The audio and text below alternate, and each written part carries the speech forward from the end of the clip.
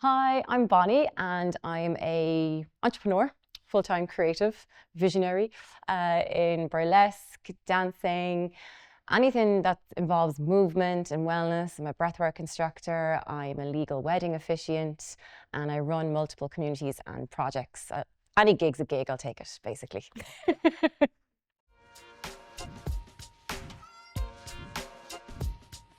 So, cringe. We all feel it, we all experience it. And, I feel like just like time, it's going to happen. So we may as well just embrace the cringe, make it yours. And I think, it comes from a level of confidence. I feel like this is a whole ecosystem, right? So I feel like everything I say could go back to something else, but that thing needs this thing, and your experiences in life bring you to be able to have them all.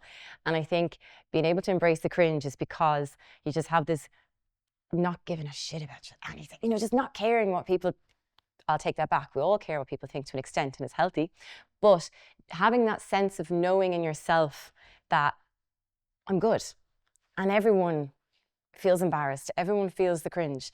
So I'm big about like just owning it, own everything that you do, own it with power, claim it. And then it means that when you're confident even in your mess ups, like everyone else is kind of almost like, look, like that, she actually got through that, and you're actually helping other people to get through their cringe at the same time, So I find it very hard to feel cringed, I think. I think performing has helped that. You're seen a lot, you're on stage, you're really putting yourself out there. And I think all these experiences in life just kind of help you to feel more confident in your wins and your mess ups, your cringes, your embarrassing times, Yeah, I just think it's a life lesson, it's a journey. Was that cringe?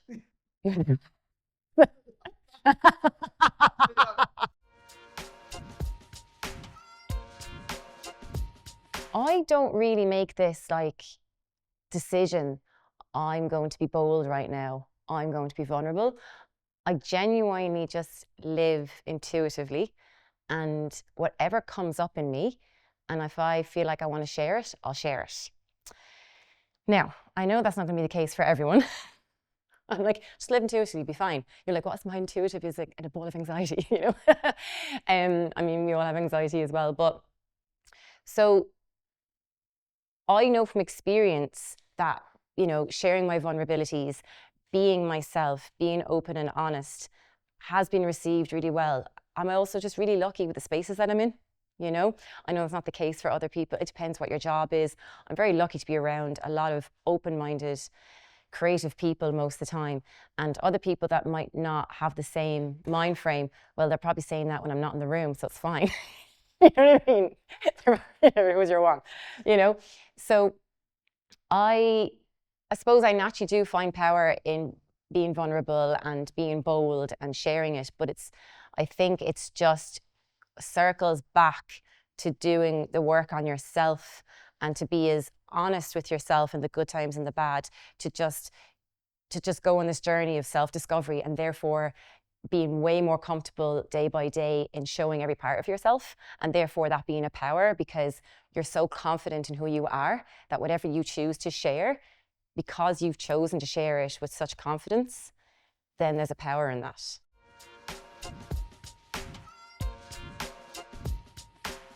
I could look back at lots of performances I've done and die a million deaths, lose sleep, bring in the cringe word 10 times over, yeah. I suppose Dance Yourself Free also came from a place, for me, it was Dance Yourself Free, like using movement and dance and self-expression to help you become free from an overworked mind, become free from your own judgments and, better mental health and all of that, all of that stuff. Really important.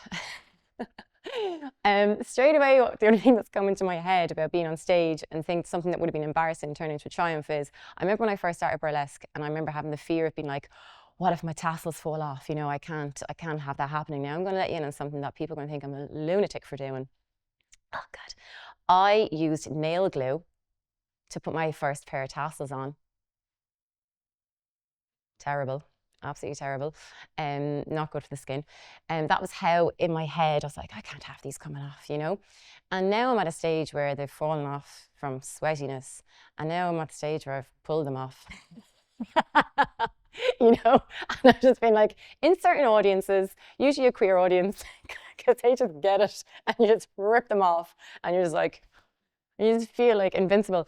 So you know, there's, I think, through this journey of like my job and my performance career, things that would have been embarrassing are now a triumph, and not just a triumph, but they're just, nobody cares. You know what I mean? Like nobody cares. So yeah, just putting yourself out there, exposure therapy, literally, literal exposure therapy.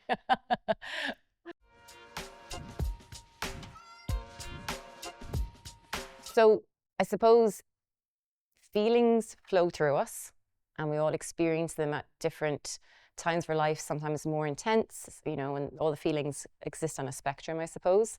Some have been very confident, not so confident. And even the most confident person will have moments where they can come back down here.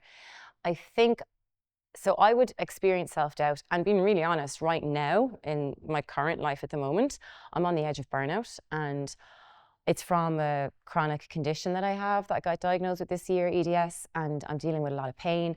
And it's like, what came first, the chicken or the egg? Because now that is making me feel more overwhelmed mentally and emotionally. Kind of, it doesn't help with the confidence. So recently, there's so many ways to be confident, you see. Recently, I have not wanted to be seen. I've not wanted to be on the stage. I just want to go into this bubble because it's just pain, and, you know, won't get into all the details. But I think the power is in having such, there's a power in admitting that you don't feel confident, is what I mean. There's a power in admitting that you do, and there's a power in admitting that one day you might.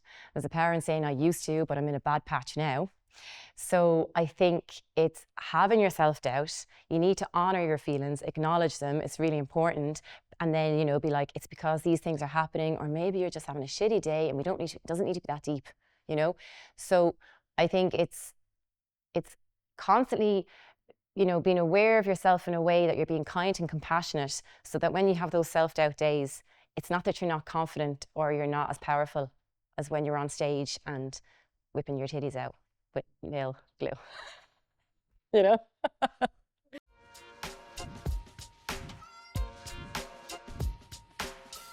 Making people laugh is one of my favorite things, and I've done it since I'm very young. Like one time I dressed up as a man with my friend who was a woman, and went to a restaurant with my friends on a first date and sat at a table near them, just so I could wreck her head, you know. And I've constantly put myself out there in these situations of like playfulness and enjoying dressing up different characters. So I know that I have an advantage in terms of that's my personality, that I enjoy playing and diving into those things. And I think play is a really important word here, because, you know, humor is playing. And like, you know, a lot of us as adults don't do it anymore. And, you know, some of us don't have the opportunity as much. Others, we just forget and we become disconnected, the adult life. And so, you know, bringing humor into spaces brings me so much joy, and I know it brings other people joy, you know, and it just makes me really happy. It's kind of like I spoke about it before, about owning it. When you use humor to own a mistake, or to own the cringe, or to own the embarrassment, you're giving a message to everyone else in that room that we're human. And you're also allowing other people to be themselves, because when you're yourself, you allow other people to be themselves. So when I use humor, when I feel embarrassed and then I own it, and I instead of like going inward, and then it's like feelings can be contagious. So if I'm on stage, it's almost like a collaboration, you know. So when I'm on stage, it's not just about me. I need you, you need me. So we're in this together. So I'm now going to bring you into my feelings, and we're going to laugh together at this. You're not going to get an opportunity to feel sorry for me or to think I feel embarrassed. Do you know what I mean? Like, I'm going to tell you I'm embarrassed, and I'm going to make you laugh about it. You know, we're going to enjoy this. We're in this together.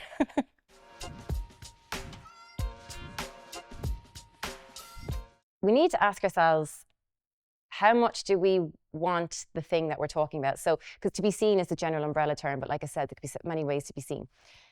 How much do we want it? It's kind of like I do a lot of cold water swimming. I've been doing it for years in ice baths.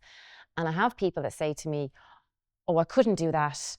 And then it couldn't doing it and not wanting to doing it are two different things. And something that seems popular, people might think that they should be doing it. So it's kind of asking yourself, if you don't want to get into the cold water, that's cool. There's a power in you knowing this is not for you. There you go. But it's like, if you've got this tiny bit in you, but your words are can't, but you want to, then you know there's a little fire in you. And there's a little fire in you to acknowledge that. And everyone is on a different timeline. And it's literally about facing your fears, getting outside of your comfort zone, which is what cold water swimming is. So if you aspire to be seen in a certain way, in a certain skill, place, I think it's about keeping the conversation open, writing it on paper, speaking it into existence, speak it to your friends, and opportunities come, and every one little door, could be a little tiny door, can open this huge door for you to the thing that you want. So if you want to be seen in work, on stage, in your personal life, your professional life, I think it's about just keeping your eyes on the prize of what you want to be seen in, and just keeping that fire lit and bringing yourself back to the why,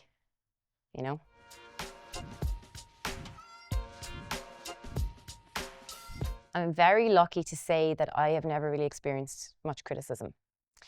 Now, there's probably a few reasons for this. I know the entertainment industry as a whole can be, but in the burlesque community, it's very inclusive, it's very open. Their morals are set on not criticizing, and it's about opening the door to everyone from every background, place, level of skill, etc.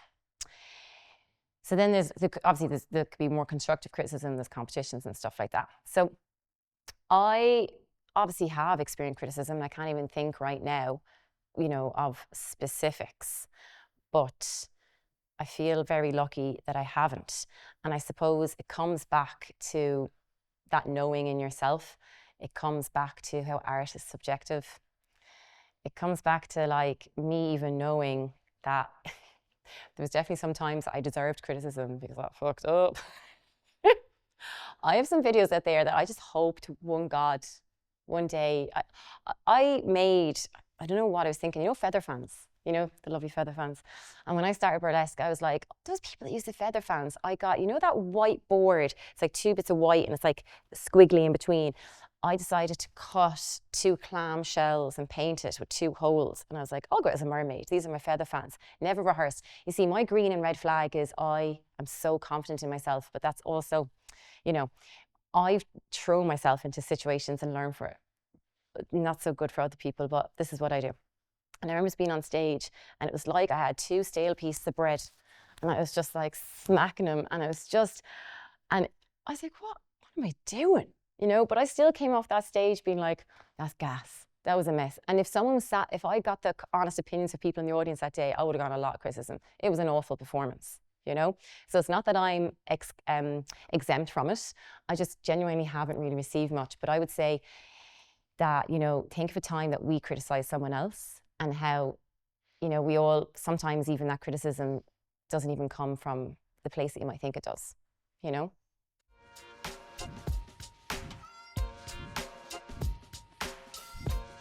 I like to use the term body freedom for myself, because it's like a freedom in being comfortable in your skin, I suppose. I also know it's a lot easier for me in society, being who I am, there's different bodies that don't get as accepted as mine. But I think from a young age, it's just kind of been naturally in me. So I'm not saying I didn't work hard, like it's, we all work at different paces with these things, but it wasn't like I woke up one day again and was like, oh, I would like to share the body freedom message. I just lived my life and then it happened. Like, I didn't wake up one day and say, I'm going to set up this thing this business and this is what's going to happen and this is my plan. I never had a plan for any of it. And I never even realized genuinely that I was even helping other people feel that way until people would say it to me, you know. And I think I mentioned it before, I think it's just by being yourself, you allow others be themselves. And I suppose what's natural in me is to be comfortable in my skin. So therefore I have helped other people to feel comfortable in their skin, just like someone else has a strength and therefore it radiates out into the people they're with. You know, like, I didn't even ever criticize my body as a teenager, you know? And I know that's really rare, but it was because my friends didn't. It was like, I suppose it's the culture of your group of friends as to what, and we weren't ever focused on our bodies, you know, as a dancer, and we're just focused on enjoyment in it. And I'm very grateful for that. So I think that has really helped me in my adult life. And now I'm like thrilled to be able to help other people feel that way. But I feel like if people want to feel that sense of more freedom in their bodies, it's like when people come to my dance classes, a lot of the people are like, oh, I can't wear the whatever. And I'm like, oh, you come in anything you want, you know. And they'll come in leggings, and they're like, and they'll say a comment about their body's physical appearance. And I'm not going to correct them or anything. I'm just going to be like, no problem. That's how you feel. Totally understand. You come wear what you want. And then it'll be, say, 2-3 months in, and all of a sudden they're wearing fishnets and a thong, okay?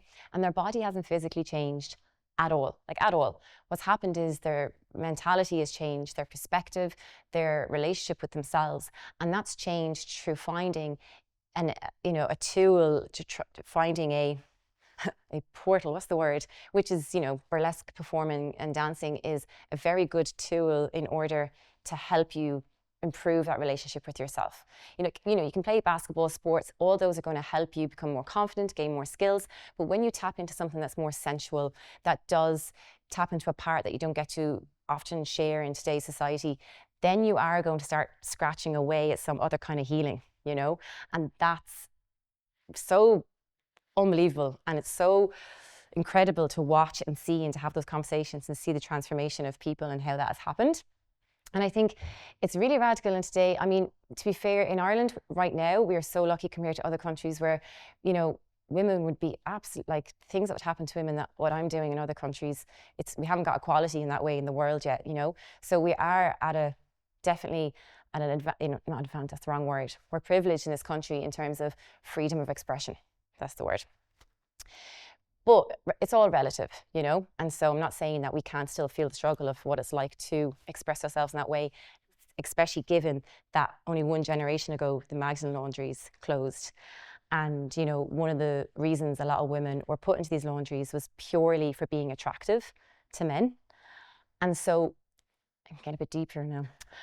It's, you know, because I'd have this conversation often with people, and not that I'm not too educated in it, but it's just you know, you just feel and know. And there's no laundry just literally next to my house, so I can see it. And, you know, there was women put in there literally for existing. And that doesn't just disappear quickly in the energy of the place and the ancestral trauma of, you know, and we know this, and there's countries experience things in different ways with these things. And so to be able to express yourself freely and publicly in Ireland, in a dominantly Catholic country, and to be able to do that with a sense of knowing in yourself and belief in yourself, and to do it then with a crowd of other people that are supporting you, is radical and is so healing as a collective for everyone in this country, you know.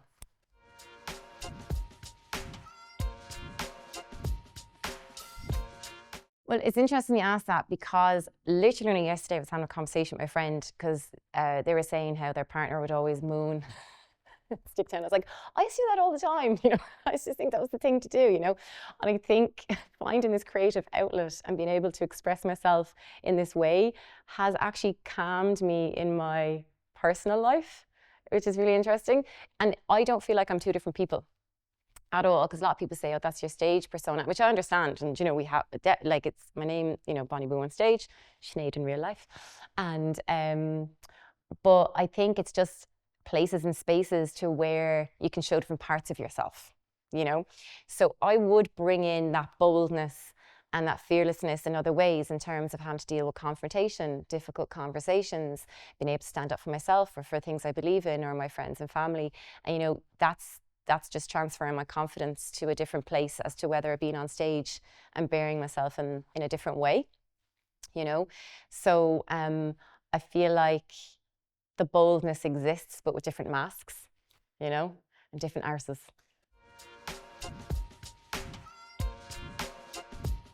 One thing to take away to feel and be your authentic self, just live your life for you. Obviously, we live our lives for other people too in a loving way because we care about our community and our family. But you got to bring it back to yourself first. And when you really honor yourself, honor that little fire in you, honor every side of you, I think just making it your life mission to just honor and believe in yourself, even in the days that you don't, just remember that you can the next day, brings you to a place of authenticity because you're being truly yourself. And, you know, we can put different masks on in different places. That's life and it's good. And sometimes it protects us. Sometimes it elevates us because, you know, and there's definitely, it's not a black and white situation when it comes to these things. But we need to go home at night knowing that, you know, everything we shared with ourselves, we shared because we chose to, and we listened to that little voice in us, you know. And then it's not going to happen overnight, and you're going to get days where you're like, fuck, I wasn't very authentic today, you know. But then it goes back to, that's what it's about though. It's self-awareness. Maybe it's working on your self-awareness, and then that could be the root and foundation to learning lessons, building your confidence, feeling more authentic, giving yourself more self-love. You know, it's just bring yourself back home, basically.